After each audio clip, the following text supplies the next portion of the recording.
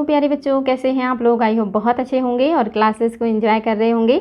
आप लोगों के लिए आज भी बहुत ही ज़्यादा महत्वपूर्ण क्वेश्चन का संग्रह है। सारे प्रश्न बहुत इंपॉर्टेंट हैं और बार बार आयोग में पूछे गए हैं। आज का क्वेश्चन सॉल्व करके आप लोगों को बहुत अच्छा लगेगा और क्वेश्चन का संग्रह वाकई में बहुत अच्छा है। आप सॉल्व करेंगे तो आपको पता चलेगा।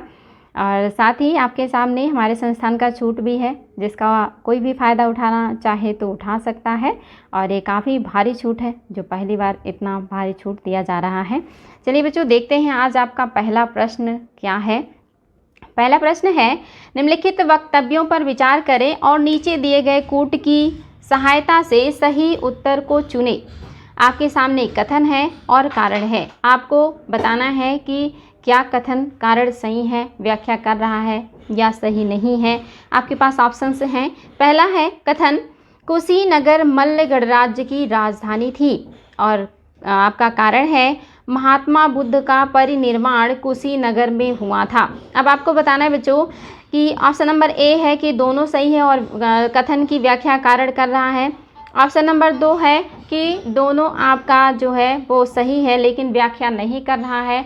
और तीसरा है कि आपका कथन सही है लेकिन कारण गलत है। और चौथा है कथन गलत है, कारण सही है। अब आपको बताना है बच्चों कि आप कौन से ऑप्शन को सही कर रहे हैं।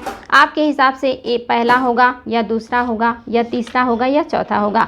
आई होप आपने आंसर को ढूंढ लिया होगा, जो कि बहुत आसान और बहुत इंपॉर्टेंट क्वेश्चन है। ये आयोग में कई बार आया है और आपको पता है कि आपका कथन सही है बिल्कुल, कि आपका जो कुशीनगर है ये मल्ल गणराज्य की राजधानी थी, बिल्कुल सही है। कुशीनगर ही ऐसा जो है गणराज्य है जहाँ पे दोनों महापुरुषों यानी कि महात्मा बुद्ध और महावीर स्वामी दोनों लोगों ने परिनिर्वाण प्राप्त किया है। महात्मा बुद्ध ने कुशीनगर में प्राप्त किया और जो महावीर स्वामी हैं इन्होंने पावापुरी में जो है परिनिर्वाण प्राप्त किया था। तो बहुत इंपॉर्टेंट है बच्चों क्वेश्चन। आई होप आप लोगों ने आंसर को समझ लिया होगा। आपका दोनों कथन सही है लेकिन कथन की व्याख्या कारण नहीं कर रहा है, इसलिए आपका ऑप्शन नंबर 2 बिल्कुल सही हो जाएगा। आई होप आपने इस बात को समझा होगा, क्योंकि यहाँ पे कह रहा है कि जो कुशीनगर है ये मल्ल गणराज्य की राजधानी है और यहाँ पे महात्मा बुद्ध का निर्वाण प्राप्त हुआ। ये बातें तो सही हैं लेकिन व्याख्या नहीं कर रहा है, ये इसलिए आपका ऑप्शन नंबर जो 2 है ये करेक्ट हो जाएगा। नेक्स्ट है, निम्नलिखित युग्मों में से कौन सी सही सुमेलित है। आपको बताना इनमें से कौन सा सही सुमेलित है। और आपके सामने बच्चों कूट है, आप कूट की सहायता से बता सकते हैं कि कौन कौन से हैं जो सही सुमेलित हैं। क्या लोथल प्राचीन गोदी क्षेत्र था। गोदी मीन्स बंदरगाह होता है, पत्तन होता है, ये सारी चीज़ें मैं बता चुकी हूँ। क्या लोथल प्राचीन गोदी क्षेत्र था। दूसरा, क्या सारनाथ बुद्ध का प्रथम धर्म उपदेश, यानी कि क्या उन्होंने सारनाथ में पहला अपना उपदेश दिया था। तीसरा है, क्या राजगीर अशोक का सिंह स्तंभ शीर्ष है। और चौथा है, नालंदा बौद्ध अधिगम का महान पीठ है। तो आपको बताना बच्चों, आपके पास है पहला, दूसरा, तीसरा, चौथा, चारों ऑप्शन। दूसरे में है तीसरा और चौथा, तीसरे में है पहला, दूसरा और तीसरा, और आपका जो चौथा ऑप्शन है ये है पहला, दूसरा और एक ऑप्शन और ले लीजिए बच्चों, चौथा, यानी कि यहाँ पे आपके 3 ऑप्शन हैं। अब आपको बताने हैं कि इनमें से कौन सा है जो कि सही है। आई होप आपने आंसर को ढूंढ लिया होगा, बिकॉज बहुत ही इंपॉर्टेंट है और साथ ही आयोग में कई बार ये क्वेश्चन आया भी है। तो आपको बताना है कि कौन सा सही है। और आपको पता है कि इसमें से आपका पहला बिल्कुल सही है, लोथल प्राचीन गोदी क्षेत्र था। आपका जो सारनाथ है यहीं पर ही महात्मा बुद्ध ने पहला उपदेश दिया था। याद रखेंगे, सारनाथ को मृगदाओ भी कहा जाता है। मृगदाओ, मृगदाओ एग्जाम में आ चुका है कि मृगदाओ किसको कहा जाता है, सारनाथ को ही मृगदाओ कहा जाता है। साथ ही सारनाथ को ऋषिपत्तनम भी कहा जाता है, ये भी एग्जाम में आ चुका है। ऋषिपत्तनम किसका नाम है, ऋषिपत्तनम, मृगदाओ, ये तीनों नाम सारनाथ के हैं जहाँ पर महात्मा बुद्ध ने अपना पहला उपदेश उन्हीं 5 ब्राह्मण दोस्तों को दिया था जिन्होंने उनका साथ छोड़ दिया था। आपका तीसरा जो ऑप्शन है ये गलत है। आपको पता है ये राजगिरी की बात नहीं है। आपका जो अशोक स्तंभ है ये सारनाथ से ही लिया गया है। शीर्ष अशोक स्तंभ जिसपे सत्यमेव जयते नीचे लिखा हुआ है और 4 जो है शेर का सिर बना हुआ है, जो हमारा राष्ट्रीय चिन्ह है, ये राजगिरी से नहीं बल्कि सारनाथ से लिया गया, इसलिए तीसरा ऑप्शन गलत हो गया। और आपका चौथा है नालंदा जो है बौद्ध अधिगम महापीठ था।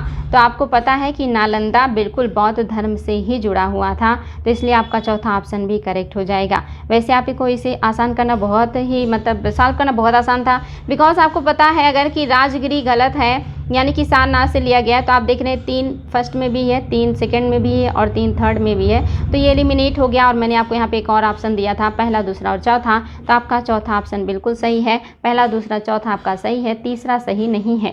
नेक्स्ट है बच्चों क्वेश्चन, भारत के धार्मिक इतिहास के संदर्भ में निम्नलिखित कथनों पर विचार कीजिए। पहला पॉइंट है अस्थाविरवादी महायान बौद्ध धर्म से संबंधित है।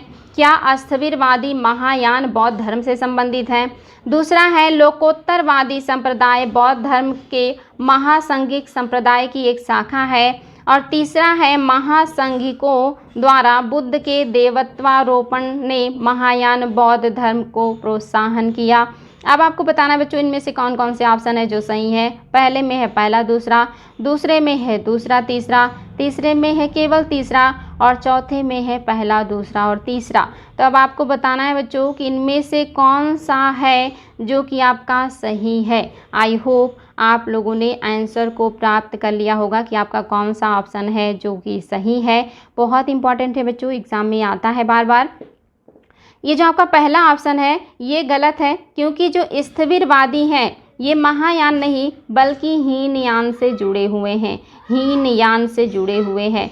और आपको ये भी पता होना चाहिए बच्चों, ये जो स्थविरवादी हैं और महासंघिक हैं, बौद्ध धर्म का पहला औपचारिक विभाजन द्वितीय बौद्ध संगीत में हुआ था। वेरी वेरी इंपॉर्टेंट है, याद रखिएगा। जब पहली बार बौद्ध धर्म स्थविरवाद में और जो है महासंघिक में बटा था वो द्वितीय या सेकंड बौद्ध संगीत था। और जो आपके स्थविरवादी हैं ये आपके जो है महायान से नहीं बल्कि हीनयान से जुड़े हुए हैं, ये चीज़ याद रखेंगे। नेक्स्ट है लोकोत्तरवादी संप्रदाय बौद्ध धर्म के महासंघिक संप्रदाय की एक शाखा है। और आपका तीसरा है महासंघिकों द्वारा बुद्ध के देवत्वारोपण की जो है बात की गई है, यानी कि पहली बार इन्होंने बुद्ध को देवता के रूप में माना है, उनको भगवान के रूप में माना है और उनकी मूर्ति बना करके पूजा की है। तो आपको बताना है बच्चों कि कौन सा ऑप्शन आपका सही है। आई होप आपने इसको प्राप्त कर लिया होगा। आपका जो दूसरा ऑप्शन है और आपका तीसरा ऑप्शन है, आप देखेंगे आपके कौन से जो है ऑप्शन में दिया हुआ है, पहला दूसरा और तीसरा। तो आप देख रहे हैं ऑप्शन नंबर आपका दूसरा सही है, आपका जो है दूसरा बिल्कुल सही है, यानी कि दूसरा और तीसरा सही हो जाएगा। तो आई होप बच्चों ये समझ में आ गया होगा आपको। चलिए आगे बढ़ेंगे। नेक्स्ट जो हमारा क्वेश्चन है, ये क्वेश्चन है भारत के धार्मिक इतिहास के संदर्भ में निम्नलिखित कथनों पर विचार कीजिए। पहला ऑप्शन है बोधिसत्व अपने प्रबोध के मार्ग पर बढ़ता हुआ करुणामय है। दूसरा ऑप्शन है बोधिसत्व समस्त सचेतन प्राणियों को उनके प्रबोध के मार्ग पर चलने में सहायता करने के लिए स्वयं के निर्माण प्राप्ति को विलंब कर देता है। आपके पास ऑप्शन है केवल पहला, दूसरा ऑप्शन है केवल दूसरा, तीसरा ऑप्शन है कि आपका पहला दूसरा, यानी कि यहाँ पे आप देखेंगे ये जो आपके ऑप्शन है 2 ही ऑप्शन है, यहाँ पे नीचे 3 ऑप्शन जो दिया है, ये तीसरा वाला तो आप बिल्कुल भी नहीं लेंगे। तो आपको बताना है बच्चों कि कौन सा ऑप्शन आपका सही है। तो यहाँ पे जो आपका दे दिया है इसको कर लीजिए पहला और दूसरा, और तीसरा तो ऑप्शन है ही नहीं, 2 ही ऑप्शन है। तो आपको बताना है बच्चों कि कौन सा है आपका जो सही है, क्या जो है पहला सही है दूसरा सही है, या आपका जो है दोनों गलत है या कोई नहीं है। आपको बताना है कोई नहीं, सी ऑप्शन है कोई नहीं और डी ऑप्शन है कि दोनों, क्योंकि यहाँ पे तीसरा है ही नहीं। तो आपको बताना है बच्चों कि क्या पहला सही है या दूसरा सही है या दोनों सही है या दोनों ही सही नहीं है। आई होप आपने देख लिया होगा, बिकॉज ये क्वेश्चन बहुत बार आयोग में आया है और आपको पता भी होना चाहिए।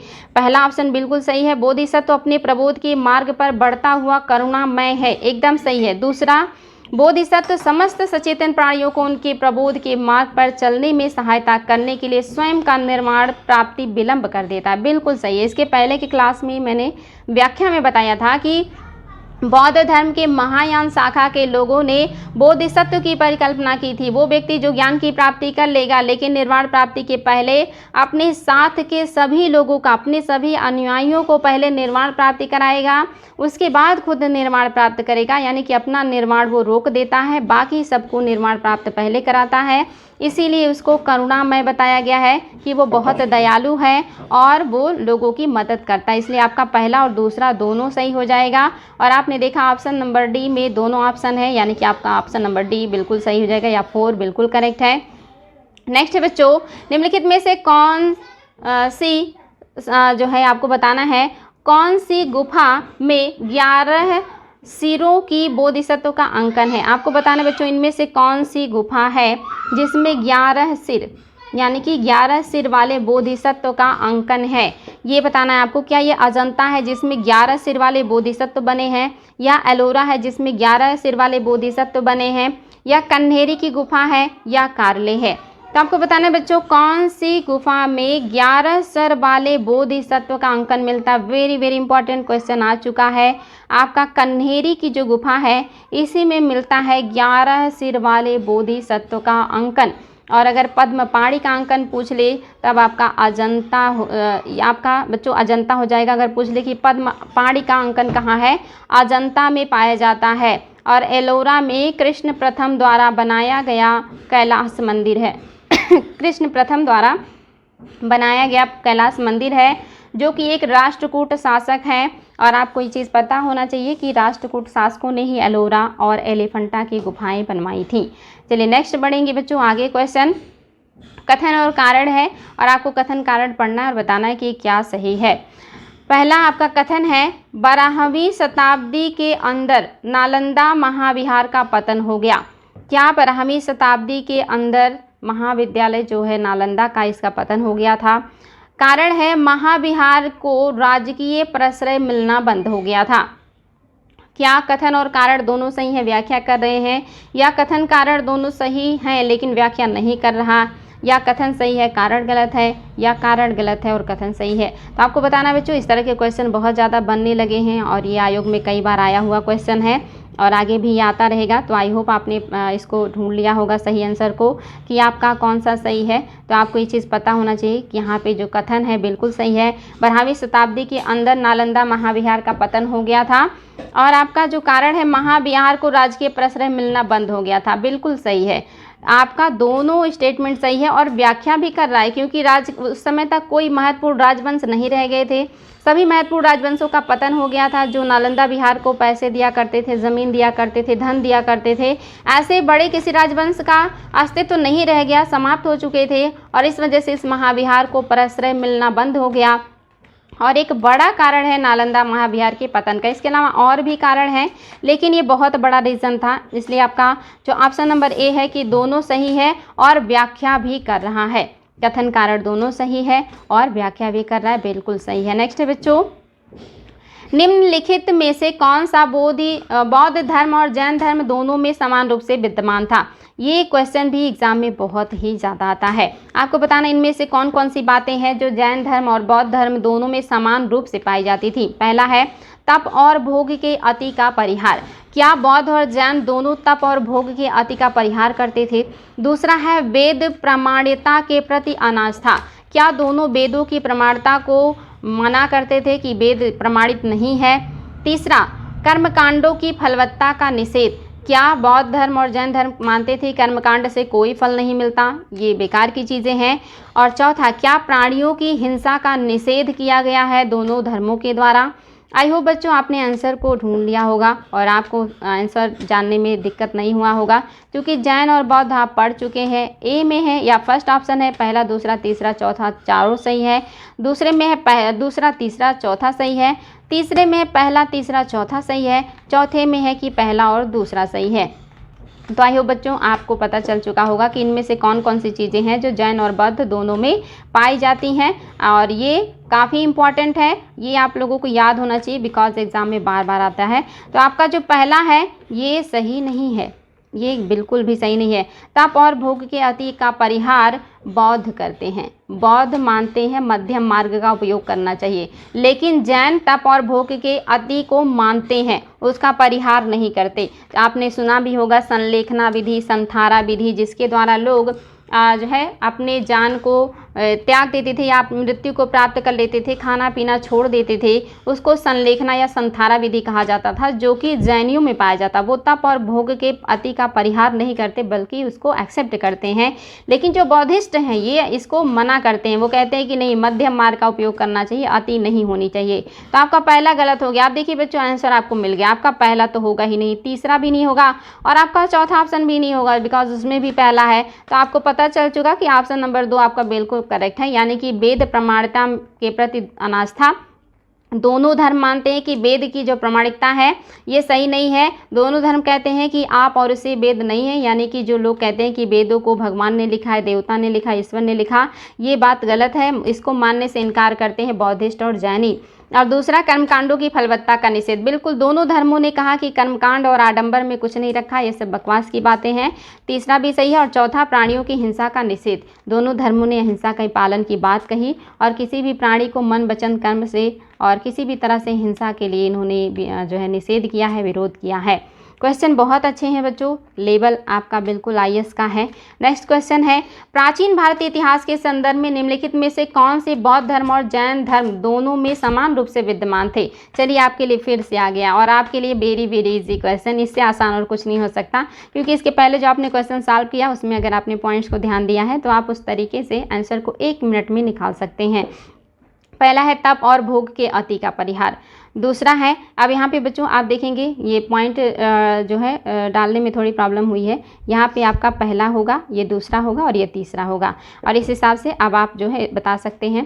पहला है तप और भोग के अति का परिहार, दूसरा है वेद प्रमाणता के प्रति अनास्था, और तीसरा है कर्मकांडों की फलवत्ता का निषेध। तो बिल्कुल वही क्वेश्चन है, लेकिन इस तरह से क्वेश्चन एग्जाम में आया है घुमा करके, तो ये आप कंफ्यूज ना हो। तो आपको पता है कि पहला गलत है, और अगर पहला गलत है तो आप देख रहे हैं पहला पहले में भी है, तीसरे में भी और चौथे में भी है, और इस तरह से आपका हट गया। और अगर आपको नहीं भी पता था तो भी अब आपको पता हो जाना चाहिए कि हाँ कौन सा सही है। तो आपको पता है वेदों की प्रमाणित जो प्रमाण्य है इसके प्रति इनकी अनास्था है, और कर्मकांडों की फलवत्ता का इन्होंने निषेध किया है। आपका दूसरा तीसरा ऑप्शन बिल्कुल करेक्ट है बच्चों। ये क्वेश्चन अब आपके लिए वेरी इजी हो गया है।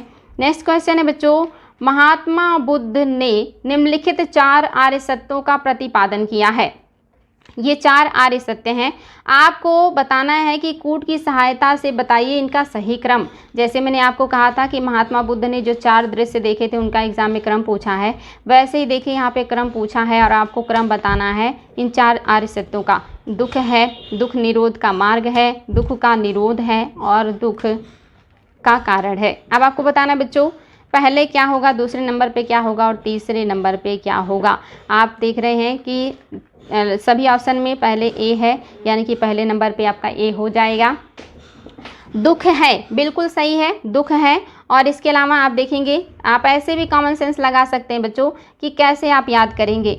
ये तो सही बात है कि दुख है, एकदम करेक्ट है, और दुख का कारण है। दुख क्यों होता है? क्योंकि दुख का कारण होता है। अगर दुख है तो दुख का कारण भी होगा, तो ये बिल्कुल सही है। पहला है दुख है, दूसरा है दुख का कारण है, तीसरा क्या है? दुख का निरोध है, यानी दुख दूर भी किया जा सकता है। दुख का निरोध है, दुख का निरोध है, यानी कि दुख हम दूर कर सकते हैं। कैसे कर सकते हैं?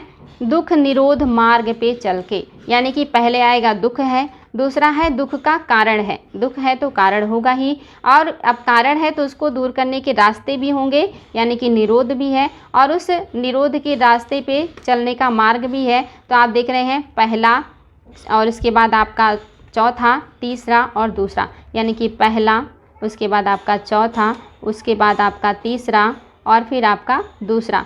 आप पहला, चौथा, तीसरा, दूसरा किस ऑप्शन में बच्चों? चलिए इसको देख लेते हैं। पहला, चौथा और आपका तीसरा और दूसरा। ऑप्शन नंबर 3 आपका सही हो गया है। अभी आपका बिल्कुल भी गलत नहीं होना चाहिए बच्चों, इसको बिल्कुल समझ करके पढ़ेंगे तो आसान होगा कि दुख है, दुख का कारण है, दुख का निरोध है और दुख निरोध का मार्ग है। नेक्स्ट बच्चों, बौद्ध तथा जैन जो दोनों धर्म हैं विश्वास करते हैं, किस में विश्वास करते हैं? पहला है कर्म तथा पुनर्जन्म के सिद्धांत को सही मानते हैं। दूसरा, मृत्यु के पश्चात ही मोक्ष संभव है। तीसरा, स्त्री तथा पुरुष दोनों ही मोक्ष प्राप्त कर सकते हैं। और चौथा, जीवन में मध्यम मार्ग सर्वश्रेष्ठ है। आपको बताना बच्चों, इनमें से कोई एक पॉइंट है जो बौद्ध धर्म और जैन धर्म में दोनों में कॉमन रूप से पाया जाता है। आई होप अब आपके लिए क्वेश्चन सॉल्व करना बिल्कुल भी मुश्किल नहीं होगा। चलिए एलिमिनेट करते हैं। पहला आप देखेंगे, चौथा नहीं होगा। जीवन में मध्यम मार्ग की बात मैंने अभी बताया बौद्धिस्ट करते हैं, जैनी नहीं करते, इसलिए ये नहीं होगा। तीसरा देखेंगे, स्त्री तथा पुरुष दोनों की मोक्ष प्राप्त कर सकते हैं, ऐसा जो है आप देखेंगे हीनयानी मानते हैं, महायानी नहीं मानते। इस हिसाब से बौद्ध धर्म में आधे लोग मानते हैं, आधे नहीं मानते। इस हिसाब से दोनों लोगों का समान बात यहाँ पे नहीं हुआ।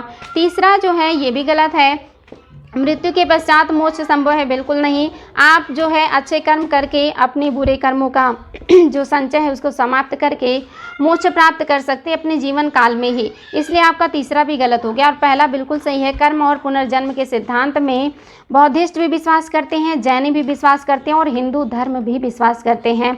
साथ ही आप देखेंगे इस्लाम धर्म और ईसाई धर्म, यानी कि लगभग दुनिया के जो है मोस्टली जो होते हैं धर्म, लगभग सभी धर्म मानते हैं। सिर्फ चारवाक दर्शन ऐसा दर्शन है जो नहीं मानता। तो दर्शन की बात हम नहीं कर रहे बच्चों, लेकिन धर्म की बात करेंगे तो लगभग सभी धर्म ऐसा मानते हैं कि कर्म और पुनर्जन्म ये सिद्धांत सही है। जैसा आदमी कर्म करता है उसी हिसाब से पुनर्जन्म होता है।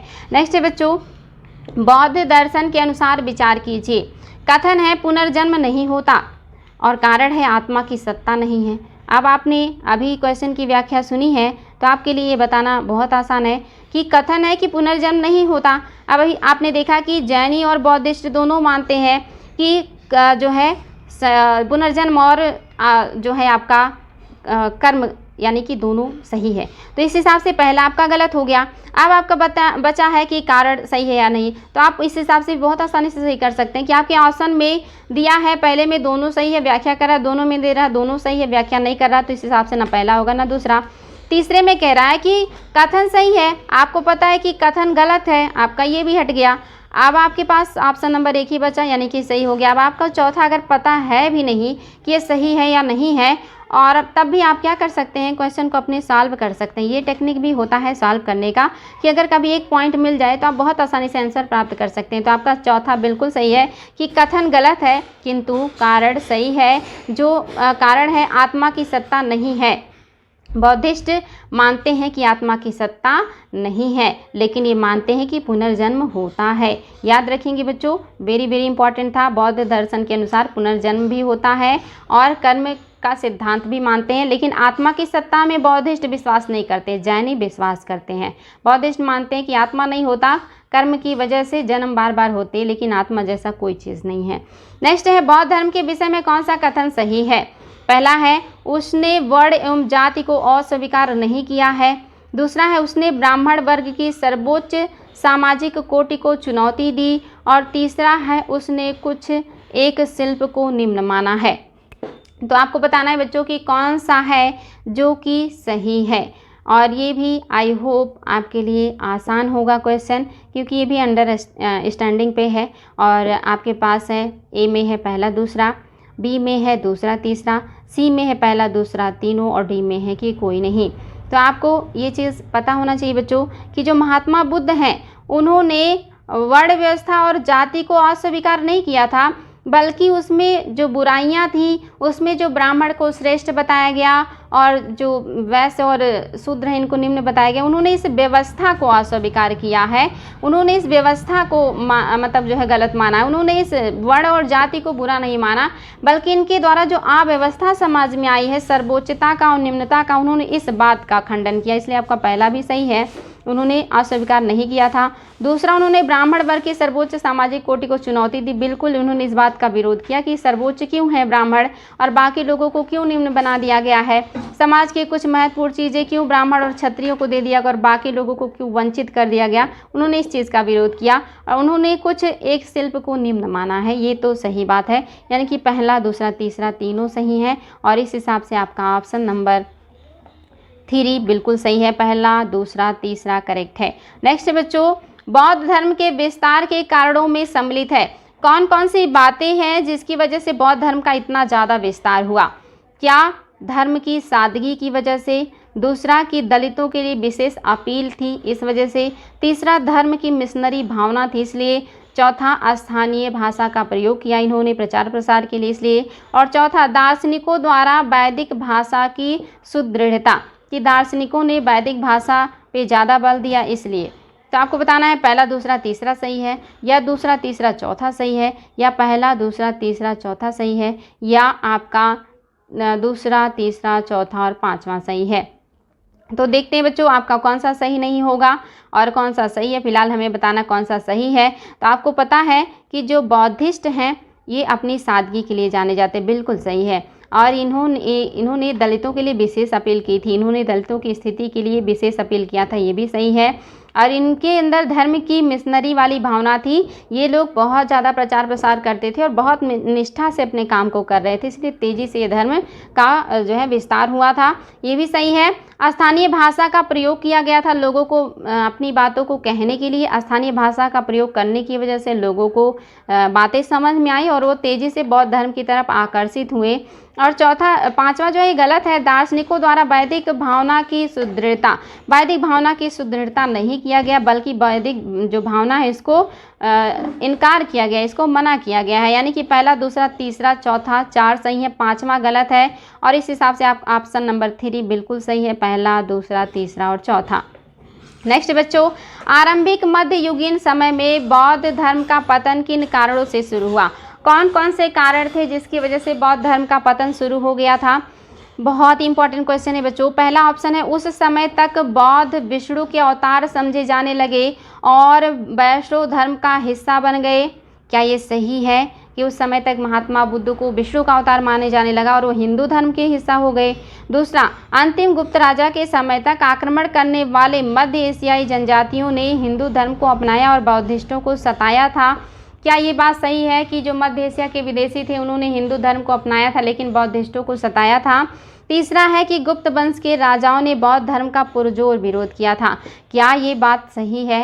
आपको बताना बच्चों कौन सा कथन सही है। कूट में है केवल पहला, दूसरे में है दूसरा, तीसरा, तीसरे में है पहला, तीसरा और चौथे में है पहला, दूसरा, तीसरा, तीनों। तो ये भी बहुत इजी है बच्चों। अगर आपने सिर्फ ये इतना ही आपको पता है कि गुप्त वंश के राजाओं के शासन काल को सर्वधर्म समभाव की बात कही जाती है, कि गुप्त काल सर्वधर्म समभाव की बात करता है, यानी कि सभी धर्मों को समान रूप से संरक्षण देता है, उनके विकास की बात करता है। अगर आपको ये पता है कि गुप्तों ने किसी भी धर्म की अवहेलना नहीं की, किसी को नहीं सताया, यानी कि तीसरा गलत है। इस हिसाब से बच्चों देखिए स्मार्ट तरीका आंसर प्राप्त करने का, इस हिसाब से आप देखेंगे आपका चौथा भी गलत, आपका तीसरा भी गलत, आपका दूसरा भी गलत। अब आपको अगर नहीं भी पता दूसरा और पहला तो आपको पता चल चुका है कि सिर्फ पहला ही सही होगा। इसको कहते हैं स्मार्ट तरीका और ये सब तरीका अपना करके ही एग्ज़ाम में बहुत सारे क्वेश्चन लोग सही कर लेते हैं जो स्मार्ट तरीके से पढ़ते हैं। तो अब आपको पता चल चुका है कि पहला केवल सही है कि उस समय तक बुद्ध को विष्णु का 9वां अवतार समझा जाने लगा था और इस वजह से वो जो है वैष्णव धर्म का हिस्सा बन गए, यानी कि हिंदू धर्म का हिस्सा बन गए। इस वजह से लोगों का अब उन्हें लगा कि जब वो भी विष्णु के ही अवतार हैं तो हम किस लिए जाएं दूसरे धर्म में, हमें हिंदू में ही रहना चाहिए। इस वजह से ये बड़ा रीज़न है। दूसरा, जो अंतिम गुप्त राजा के समय विदेशियों का आक्रमण हुआ सही है, लेकिन उन्होंने हिंदू धर्म को अपनाया और बौद्धिस्टों को सताया, ये गलत है। इसलिए आपका दूसरा भी गलत है। और तीसरा, आपको पता है कि गुप्तों ने पुरजोर विरोध किसी का नहीं किया था बल्कि सभी को संरक्षण दिया था। तो पहला आपका बिल्कुल सही है। हालांकि जो गुप्तों का राजकीय धर्म था ये वैष्णव था, उनके सिक्कों पर गरुड़ का चित्र था। वो जितनी भी उपाधियां धारण करते हैं वो सब वैष्णव धर्म से जुड़े हैं, जैसे परम भट्टारक, महाराजाधिराज, विक्रमादित्य, ऐसी चीज़ें। तो आप देखेंगे पहला सही है लेकिन दूसरा तीसरा बिल्कुल गलत है। बहुत इंपॉर्टेंट था बच्चों, very very important. Next question है, भारत की धार्मिक इतिहास के संदर्भ में कौन सा कथन सही है, विचार कीजिए। भारत में आपके धर्म से जुड़े हुए कुछ पॉइंट्स आपको बताना है कि कौन सा सही है। पहला है, सौतांत्रिक और सम्मितीय जैन मत के संप्रदाय थे। क्या भारत में जो धर्म है जैन और बौद्धिस्ट, उसमें से क्या जैन मत का संप्रदाय है सौतांत्रिक और सम्मितीय। दूसरा है, सर्वस्ववादियों की मान्यता थी कि जो है दिग्विजय के अवयव पूर्णतया क्षणिक नहीं है अपितु अव्यक्त रूप से सदैव विद्यमान रहते हैं। तो आपको बताना है बच्चों कौन सा इसमें से सही है। क्या सौतांत्रिक जो है ये आपका जैन मत से जुड़ा है? आई होप ये बहुत आसान है बच्चों, अगर आपने पढ़ा होगा तो आपको पता होना चाहिए सौतांत्रिक जैन नहीं है बल्कि ये बौद्धिस्टों का है। याद रखेंगे बौद्धिस्टों से जुड़ा हुआ है, बौद्धिस्ट हैं ये। और आपका जो है सौतांत्रिक और सम्मितीय ये आपके बौद्ध से जुड़ गए हैं। जैन से जो जुड़े हैं वो आपका है अनेकांतवाद, स्यादवाद, सप्तभंगी सिद्धांत, ये सब आपके जैनियों का है। लेकिन सौतांत्रिक और सम्मितीय ये आपके बौद्धिस्ट का है।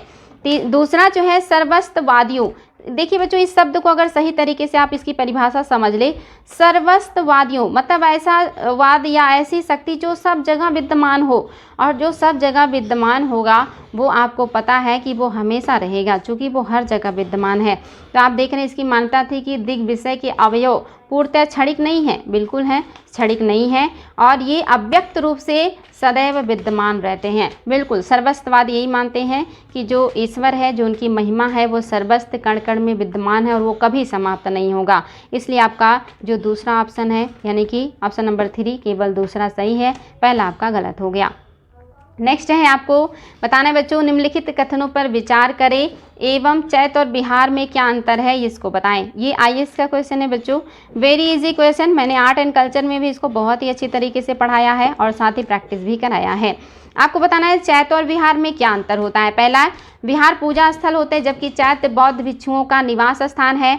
दूसरा है चैत पूजा स्थल है जबकि बिहार जो है ये निवास स्थान है। और तीसरा है कि दोनों में विशेषता मतलब कोई अंतर नहीं।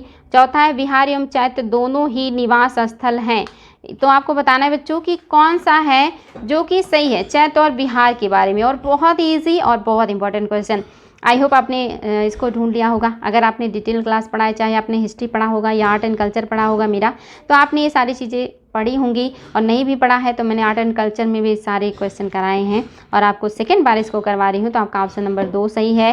चैत्य को पूजा स्थल कहा जाता था, चैत्य को गुहा मंदिर भी कहा जाता था। और बिहार जहाँ पे बौद्ध भिक्षु विश्राम करते थे, ध्यान करते थे, प्रवचन करते थे, उसे कहा जाता था। तो याद रखेंगे बौद्धिस्टों का जो मंदिर है वो चैत्य है और बौद्धिस्टों का जो आराम करने का, प्रवचन करने का, ध्यान करने का स्थान है वो बिहार है।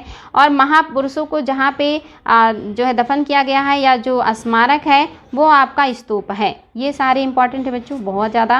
नेक्स्ट है, ये देखिए क्वेश्चन बहुत इंपॉर्टेंट है और ये 2 बार हो चुका है, तो इसको याद रखेंगे। आपका पता है दूसरा ऑप्शन बिल्कुल सही है। क्वेश्चन काफ़ी इंपॉर्टेंट है लेकिन इसका रिपीटिशन हो गया है, कोई बात नहीं है। चलिए नेक्स्ट देख लेते हैं।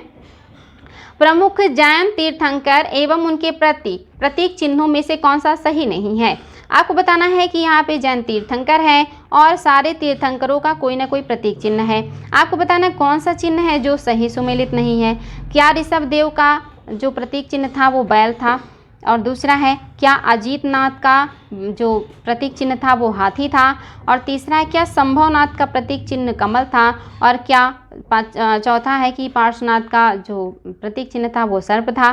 तो आई होप बच्चों अगर आपने ये पढ़ा है अच्छे से जैन धर्म को तो आपको इतना पता होना चाहिए कि 24 तीर्थंकरों में किसका क्या प्रतीक चिन्ह है। तो आई होप ये पता होगा। ऋषभ देव का बैल है, बिल्कुल सही है, इसमें कोई डाउट नहीं है। ऋषभ देव का जो है वो बैल है, सही बात है।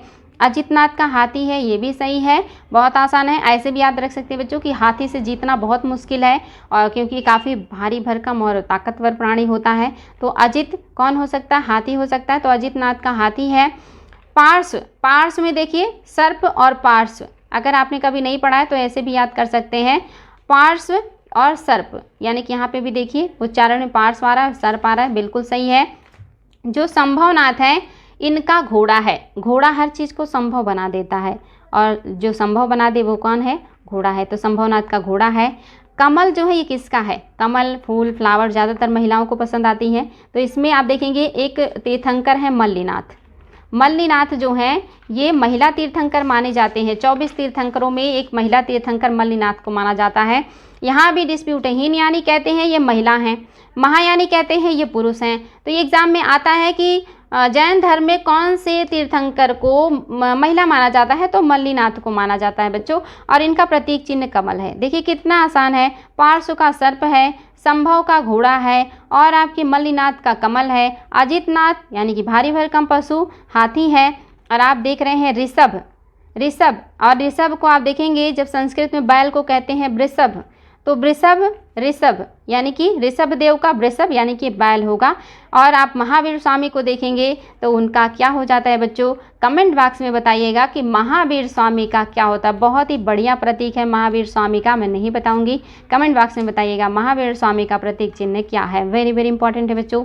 नेक्स्ट है आपके लिए, निम्नलिखित कथनों पर विचार कीजिए। पहला है महावीर की माता लिच्छवी के प्रमुख चेटक की पुत्री थी। दूसरा ऑप्शन है गौतम बुद्ध की माता कोलीय राजवंश की राजकुमारी थी। और तीसरा है 23वें तीर्थंकर पार्श्वनाथ बनारस की थी। बहुत इंपॉर्टेंट क्वेश्चन बच्चों, और ये आपके आयोग का क्वेश्चन है। आपको बताना कौन सा है जो सही है। कूट में पहले का केवल पहला, दूसरे में केवल दूसरा, तीसरे में है दूसरा तीसरा, चौथे में है सभी। तो चलिए बच्चों देखते हैं कौन सा सही होगा। तो आपको पता है कि 23वें तीर्थंकर पार्श्वनाथ थे, बिल्कुल सही है। 24वें आपके महावीर स्वामी है, सही है। ये पार्श्वनाथ हैं और ये बनारस के राजा के पुत्र हैं, ये भी सही है। तो आप देखेंगे अगर तीसरा सही है तो तीसरा पहले में नहीं है, ये भी हटा, दूसरे में नहीं, ये भी हटा।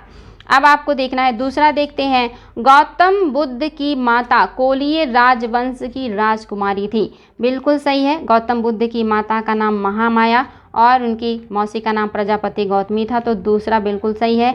तीसरा महावीर की माता लिच्छवी के प्रमुख चेटक की पुत्री थी। देखिए बच्चों यहाँ तक स्टेटमेंट बिल्कुल सही है, और गलत कहाँ है? ये पुत्री नहीं थी बल्कि बहन थी। मात्र एक शब्द के ही पलट देने से पूरा का पूरा आपका आंसर ही पलट जाता है। तो इस तरह से आपका पहला नहीं होगा, दूसरा तीसरा सही है, ऑप्शन नंबर 3 बिल्कुल सही है। इसीलिए बहुत बारीकी से स्टडी करें। IAS का क्वेश्चन है ये बच्चों, आपको आते हुए भी आप गलती कर सकते हैं क्योंकि इतनी माइनर चीज़ों पर ध्यान बच्चे नहीं देते हैं। नेक्स्ट है बच्चों, काफ़ी बढ़िया क्वेश्चन है। प्राचीन जैन धर्म के संबंध में कौन सा कथन एक सही है?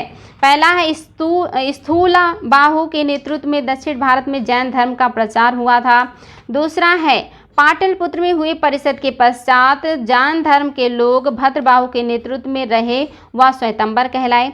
तीसरा प्रथम शतक या शताब्दी ईसा पूर्व में जैन धर्म को कलिंग के राजा खारबेल का समर्थन मिला था।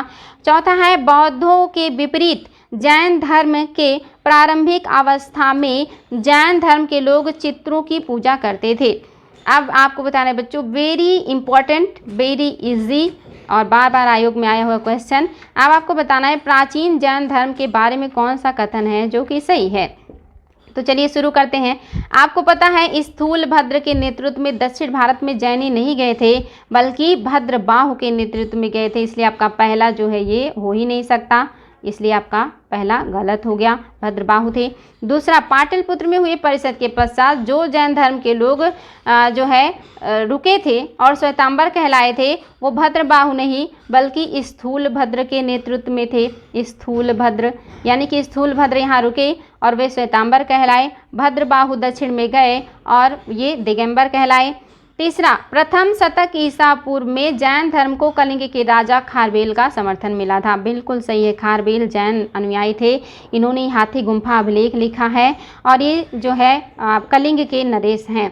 नेक्स्ट है बच्चों, बौद्धों के विपरीत जैन धर्म के प्रारंभिक अवस्था में जैन धर्म के लोग चित्रों की पूजा करते थे, नहीं। जो चित्रों की पूजा है या मूर्तियों की पूजा सबसे पहले बौद्धिस्टों में महायानियों ने शुरू किया था। मैंने आपको बताया था महायानियों ने सबसे पहले पूजा करना शुरू किया था जो है बौद्धिस्टों का। इसलिए आपको पता होना चाहिए कि ये बौद्ध धर्म के महायानियों ने शुरू किया था, जैनियों ने नहीं। आगे चल के जैनियों में भी आ गया, उन्होंने भी महावीर स्वामी की मूर्ति बनाकर पूजा करना शुरू कर दिया था। लेकिन पहली बार जो मनुष्य जिसकी ऐसा मानो जिसकी मूर्ति बनाकर भगवान के रूप में पूजा किया वो हैं बुद्ध। और किसने पूजा है? तो महायानियों ने। तो इस तरह से बच्चों आपका तीसरा ऑप्शन सही है, बाकी तीनों गलत हैं। क्यों गलत हैं ये मैंने आपको बता दिया है, याद कर लीजिएगा इसको। नेक्स्ट बताना है कौन सा कथन जैन सिद्धांत के अनुरूप है। इनमें से कौन सा सिद्धांत है जो जैनियों के अनुरूप है? पहला, कर्म को भी विनष्ट करने का सुनिश्चित मार्ग तपश्चर्या है। क्या कर्म को खत्म करने का सबसे बढ़िया मार्ग जो है वो तपस्या है। दूसरा, प्रत्येक वस्तु में चाहे वह सूक्ष्मतम कण हो आत्मा होती है। तीसरा, कर्म आत्मा का विनाशक है और अवश्य इसका अंत करना चाहिए। आपको बताना बच्चों जैनियों के लिए कौन सा कथन सही है, क्या पहला सही है या जो है दूसरा तीसरा सही है। ये बच्चों आप ले लेंगे यहाँ पे ऑप्शन, यहाँ पे आपका ए में पहला, बी में दूसरा तीसरा, सी में है तीसरा और जो है तीसरा, केवल तीसरा ले लीजिए, और डी में है आपका सभी या चौथा में है सभी, 1 2 3। तो आपको बताना है बच्चों कि कौन सा सही हो जाएगा। यहाँ पे आपको बताना है कि आपके हिसाब से कौन सा सही हो जाएगा। देखिए लास्ट वाले में पहला दूसरा तीसरा तीनों है। तो आई होप आपने इसको समझ लिया होगा कि कौन सा सही है। आपको पता होगा बच्चों कि आपका जो ऑप्शन नंबर ये है बिल्कुल सही है। कर्म को भी विनष्ट करने का सुनिश्चित मार्ग तपस्या। आप तपस्या जैन मानते हैं कि आप अपने तपस्या के द्वारा जो भी आपके अच्छे बुरे कर्म हैं उनको समाप्त कर सकते हैं। और दूसरा इन्होंने कहा कि जो भी चाहे वह सूक्ष्मतम कोई कण हो उसमें आत्मा होती है। बौद्ध नहीं मानते लेकिन जैन मानते हैं कि आत्मा होती है। और तीसरा इन्होंने कहा कि कर्म ही आत्मा का विनाशक है, यानी कि जैसा कर्म करेंगे उसी हिसाब से आपकी आत्मा होगी, उसी हिसाब से आपका पुनर्जन्म होगा और आप अपने कर्मों का जो है अंत करके अपनी आत्मा को बचा सकते हैं बार बार जन्म लेने से। तो इस तरह से तीनों ऑप्शन बिल्कुल सही हैं। वेरी वेरी इंपॉर्टेंट बच्चों, ये आयोग का क्वेश्चन है और इसको IAS और PCS दोनों एग्जाम में पूछा गया है। नेक्स्ट क्वेश्चन है कि निम्नलिखित कथनों पर विचार कीजिए। और पहला आपका कथन है दक्षिण भारत के इक्ष्वाकु शासक बौद्ध मत के विरोधात्मक थे कि उन्होंने बौद्ध धर्म का विरोध किया। दूसरा, पूर्वी भारत के पाल शासक बौद्ध मत के समर्थक थे। तो ये क्वेश्चन भी आपके लिए काफ़ी आसान होना चाहिए बच्चों। पहले में है केवल पहला, दूसरे में है पहला दूसरा, तीसरे में है कि केवल दूसरा और छठे में है कि कोई नहीं। तो आपको पता है कि कोई नहीं तो हो ही नहीं सकता, क्योंकि दूसरा बिल्कुल सही है। पाल शासक धर्मपाल ने ही विक्रमशिला विश्वविद्यालय बनाया था, तो कोई नहीं तो हो ही नहीं सकता। तो इसलिए आपका ये हट गया। आपके पहले में भी दूसरा नहीं, इसलिए दूसरा भी हट गया। अब आपको बताना है कि इन दोनों में से कौन सा सही है। तो आपको पता होना चाहिए कि दक्षिण भारत के इक्ष्वाकु शासक बौद्ध मत के विरोधी नहीं थे, बल्कि बौद्ध मत का समर्थन किया है। खास करके इक्ष्वाकु वंश के जितनी भी महिलाएं रानियां हैं उन्होंने बौद्धिस्ट धर्म को माना है। पुरुषों ने बौद्धिस्ट धर्म भले ना अपनाया हो लेकिन विरोध भी नहीं किया, लेकिन महिलाओं ने बौद्धिस्ट धर्म को अपनाया और इनका रुझान ज़्यादा था बौद्ध धर्म के प्रति। तो इस तरह से आप देखेंगे पहला आपका नहीं होगा, क्योंकि यहाँ पे कह रहा है कि ये विरोधी थे, विरोधी नहीं थे, भले ही नहीं अपनाया लेकिन विरोध नहीं किया, लेकिन महिलाओं ने इनके घरों की अपनाया था। ऑप्शन नंबर 2 आपका बिल्कुल करेक्ट है, पहला गलत हो गया क्योंकि विरोध नहीं किया है। नेक्स्ट है आजीवक संप्रदाय के समर्थक कौन थे। आपको बताना है क्या आनंद थे, राहुल भद्र थे, मक्कली गोसाल थे या उपाली थे। ये भी बहुत आसान है बच्चों। आजीवक संप्रदाय के समर्थक कौन थे। आपको पता आनंद तो होंगे नहीं बिकॉज ये आपके बौद्धिस्ट हैं। उपाली भी नहीं होंगे, ये भी बौद्धिस्ट हैं। अब राहुल भद्र और मक्कली गोसाल में आपको कन्फ्यूज़न हो सकता है, लेकिन ये काफ़ी फेमस क्वेश्चन है। आजीवक संप्रदाय के जो संस्थापक हैं ये मक्कली गोसाल हैं, इसलिए आपका तीसरा ऑप्शन बिल्कुल करेक्ट है। नेक्स्ट है बच्चों, उत्तर प्रदेश में बौद्ध एवं जैन दोनों का जो तीर्थ स्थल है वो कौन सा है। उत्तर प्रदेश में कौन सा स्थल है जहाँ पे बौद्ध और जैन दोनों धर्मों का संयुक्त रूप से तीर्थ स्थल माना जाता है। और ये आयोग में पता नहीं क्यों लेकिन बहुत ज़्यादा क्वेश्चन पूछा गया है, क्या वो सारनाथ है जहाँ जैन और बौद्धिस्ट दोनों का तीर्थ स्थल है, या कुशीनगर है जहाँ बौद्धिस्ट और जैनी दोनों का तीर्थ स्थल है, या कौशाम्बी है, या देवीपाटन है। तो आपको बताना है बच्चों कि क्या पहला सही है, दूसरा सही है, तीसरा सही है या चौथा सही है। आपके पास 4 ऑप्शन है और आई होप आपको पता है देवीपाटन तो हो ही नहीं सकता, हिंदू धर्म से जुड़ा है। और आप देख रहे हैं कि आपके पास सारनाथ, कुशीनगर और कौशाम्बी है। तो सारनाथ और कुशीनगर तो पूरी तरह से बौद्धिस्टों से जुड़ा है। महात्मा बुद्ध ने यहाँ पे पहला प्रवचन दिया, यहाँ पे परिनिर्वाण प्राप्त किया।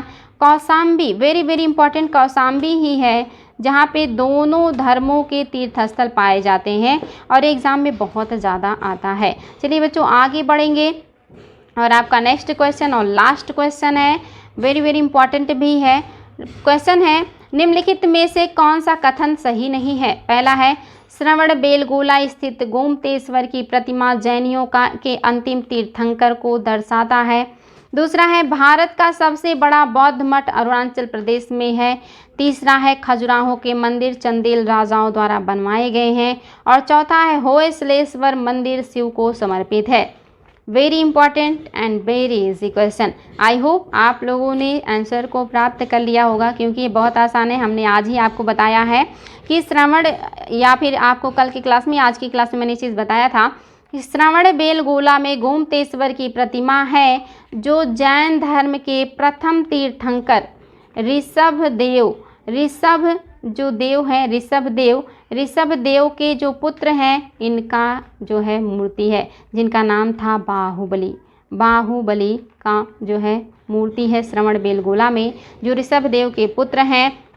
इसको बनाया है चामुंड राय द्वितीय ने। ये भी आ चुका है बच्चों, किसने बनवाया है, चामुंड राय सेकंड ने बनवाया है। श्रवणबेलगोला में गोमतेश्वर या बाहुबली की प्रतिमा ऋषभ देव के ये पुत्र हैं और हर 12 वर्ष पे महामस्तकाभिषेक किया जाता है इनका। ये एग्ज़ाम में बहुत ज़्यादा आता है। और भारत का सबसे बड़ा बौद्ध मठ अरुणाचल प्रदेश में, बिल्कुल सही है। खजुराहो के मंदिरों का निर्माण चंदेल राजाओं द्वारा किया गया है, जो कि आप देखेंगे कि नागर शैली में बने हुए मंदिर हैं, कामुक प्रतिमाओं के लिए पूरे विश्व में प्रसिद्ध हैं। साथ ही आपका जो यूनेस्को की सूची है इसमें सांस्कृतिक धरोहर स्थल में शामिल भी हैं। ये सारे पॉइंट याद रखिएगा। और नेक्स्ट जो चौथा है, होयसलेश्वर मंदिर शिव को समर्पित है, ये भी सही है। तो ये सारे पॉइंट्स बच्चों आपका सही है। और आई होप आपको आज की क्लास के इतने अच्छे अच्छे क्वेश्चन सॉल्व करके बहुत अच्छा लगा होगा। यहाँ से आपको कम से कम 100 क्वेश्चन के आंसर प्राप्त हो सकते हैं। अगर आपने विस्तार से बातों को सुना है तो आपके ये 100 क्वेश्चन के बराबर हैं। और अगर आप लोगों को क्लासेस अच्छी लग रही हैं बच्चों तो लाइक भी कीजिएगा और शेयर भी कीजिएगा, बिकॉज आपके लाइक और शेयर से हमें थोड़ा मोटिवेशन मिलता है और बहुत खुशी होती है। साथ ही कमेंट ज़रूर कीजिएगा, आपके प्यारे प्यारे कमेंट्स का हमें बहुत बेसब्री से इंतज़ार रहता है और आपके कमेंट्स हमें और ज़्यादा ऊर्जा देते हैं और ज़्यादा मोटिवेट करते हैं। तो बच्चों आपके सामने छूट है, आप इसका फ़ायदा ले सकते हैं।